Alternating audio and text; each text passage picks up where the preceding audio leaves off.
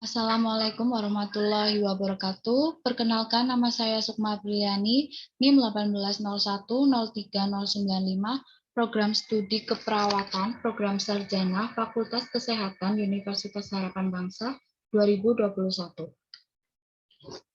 Di sini, saya akan melakukan seminar presentasi hasil proposal skripsi saya yang berjudul Gambaran Kualitas Hidup pada Pasien Hipertensi yang mengalami komplikasi di Puskesmas Kembaran 2, Kabupaten Banyumas. Sebelumnya, saya akan mengucapkan terima kasih kepada Ibu Adiratna Sekarsiwi, Eskep Nurse MKep, selaku penguji 1, Bapak Danang Triyudono, Eskep Nurse MKep, selaku penguji 2 dan pembimbing 1, Bapak Amin Susanto, Eskep Nurse MSN, selaku penguji 3 dan pembimbing 2. Baik, langsung saja pada pokok pembahasan yang pertama, yaitu latar belakang. 1. Menurut WHO tahun 2015, hipertensi membunuh hampir 8 miliar orang setiap tahun di dunia, serta hampir 1,5 juta orang setiap tahunnya di kawasan Asia Timur sampai Selatan. Kedua, komplikasi yang ditimbulkan oleh hipertensi tentunya dapat mempengaruhi kualitas hidup penderita, bahkan dapat mengakibatkan kematian. Sebelum terjadi komplikasi, sebaiknya hipertensi segera ditangani dengan pengobatan dan penerapan gaya hidup sehat. Ketiga, berdasarkan studi pendahuluan yang dilakukan oleh UNITA 2017, didapatkan hasil kualitas hidup pasien hipertensi dengan komplikasi di wilayah kerja Puskesmas Kertasuro, Kabupaten Sukoharjo, menunjukkan hasil pengukuran kualitas hidup diperoleh kategori kurang baik sebanyak 29 orang atau 55%. Berdasarkan uraian latar belakang, diperoleh perumusan masalah dalam penelitian ini yaitu bagaimanakah gambaran kualitas hidup pada pasien hipertensi yang mengalami komplikasi di Puskesmas 2 Kembaran, Kabupaten Banyumas. Selanjutnya, tujuan penelitian. Ada 2 tujuan penelitian dalam penelitian ini. Yang pertama, tujuan umum, yaitu untuk mengetahui gambaran kualitas hidup pada pasien hipertensi yang mengalami komplikasi. Kedua, tujuan khusus yaitu untuk mengidentifikasi karakteristik pada pasien hipertensi yang mengalami komplikasi dan mengidentifikasi kualitas hidup pada pasien hipertensi yang mengalami komplikasi. Kemudian ada manfaat penelitian bagi responden. Diharapkan penelitian ini dapat memberikan gambaran kualitas hidup pada pasien hipertensi yang mengalami komplikasi. Bagi peneliti selanjutnya, diharapkan penelitian ini dapat dijadikan media dalam menambah wawasan serta acuan atau dasar bagi penelitian selanjutnya. Bagi Puskesmas 2 Kembaran, diharapkan penelitian ini dapat memberikan informasi dan dapat dijadikan sebagai pertimbangan dalam pemberian asuhan keperawatan pada pasien hipertensi yang mengalami komplikasi. Bagi pendidikan keperawatan, diharapkan hasil penelitian ini dapat dijadikan sebagai referensi bagi pendidikan keperawatan. Untuk kehasilan penelitian, penelitian ini hasil karya sendiri dan belum pernah dilakukan sebelumnya. Ada 4 penelitian yang memiliki kemiripan dengan penelitian ini. Selanjutnya memasuki bab 2, yaitu tinjauan teori, ada kualitas hidup dan hipertensi. Kualitas hidup merupakan sebagai penelitian dan kepuasaan penderita terhadap tingkat dan fungsi kehidupan dibandingkan dengan keadaan ideal atau yang seharusnya dapat dicapai. Faktor yang mempengaruhi kualitas hidup ada 2, faktor fisik, yaitu apabila dapat melakukan semua aktivitas fisik tanpa keterbatasan. Faktor fisik ada usia, jenis kelamin, pendidikan, dan penghasilan. Lalu ada faktor psikis, yaitu merasa damai, bahagia, dan tenang setiap saat, tidak ada masalah dalam kerja atau aktivitas kesehatan lainnya. Faktor psikis yaitu ansietas, stres, dan depresi.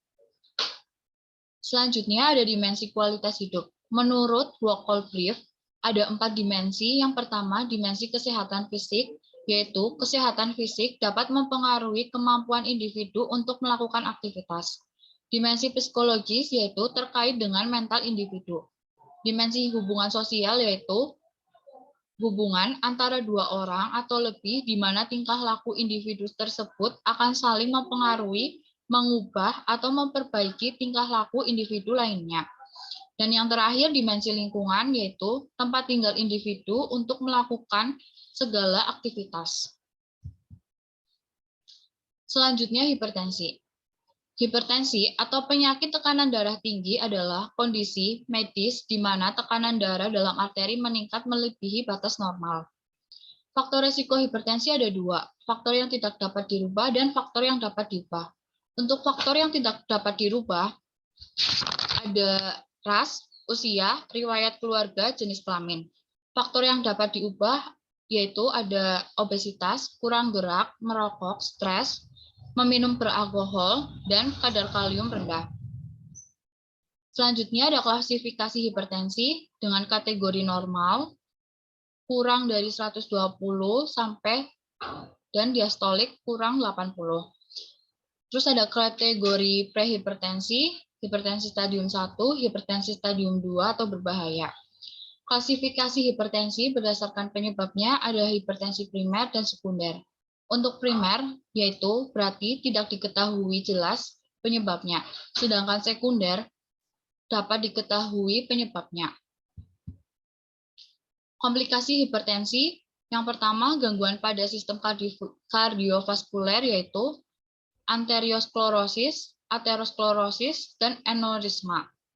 Gangguan pada otak yaitu stroke iskemik, stroke hemoragik, dan demensia.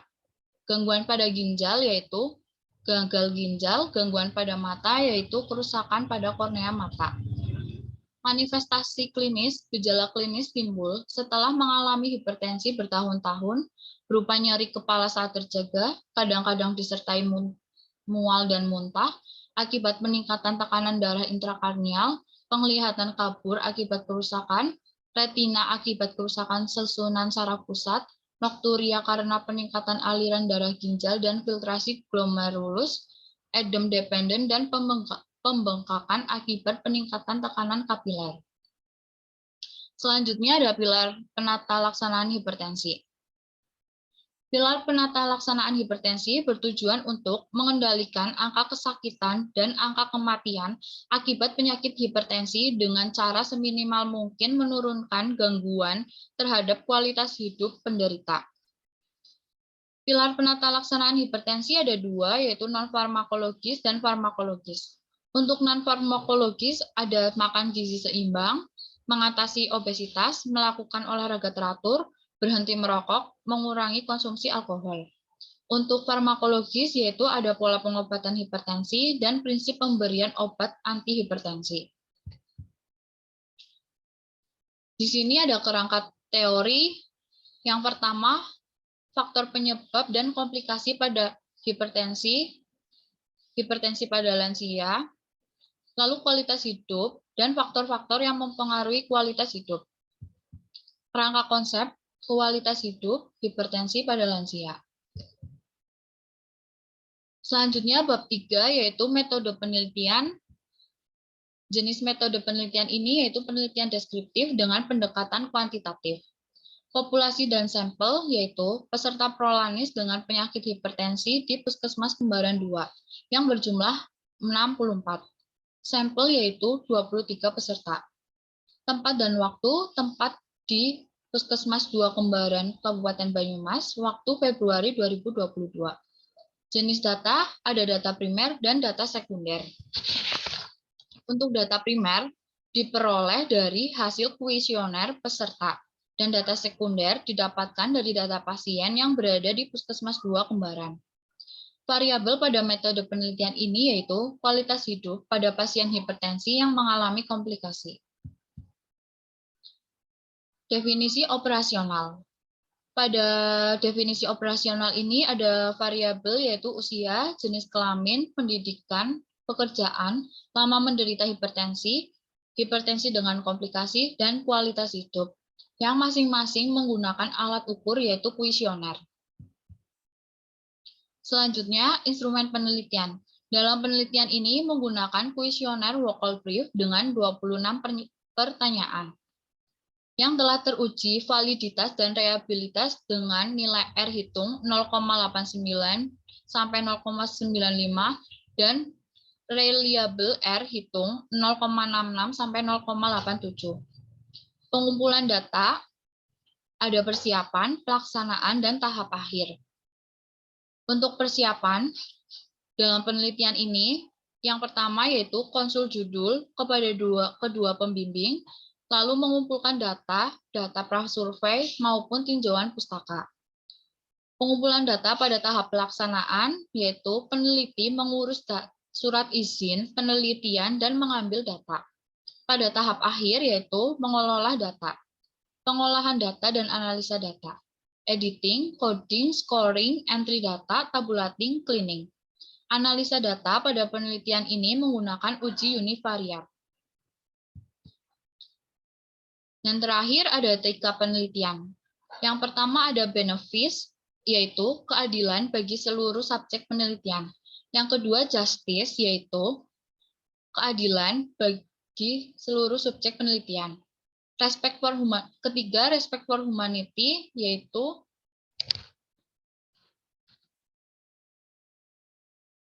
menghormati harkat dan martabat manusia. Yang keempat, informed consent, yaitu lembar persetujuan untuk menjadi peserta. Ada anonymity, yaitu tidak memberikan atau mencantumkan nama responden. Yang keenam, confidentiality, yaitu jaminan kerahasiaan hasil penelitian. Baik, sekian presentasi seminar proposal saya. Kurang lebihnya mohon maaf. Wabillahi taufiq wal hidayah. Wassalamualaikum warahmatullahi wabarakatuh.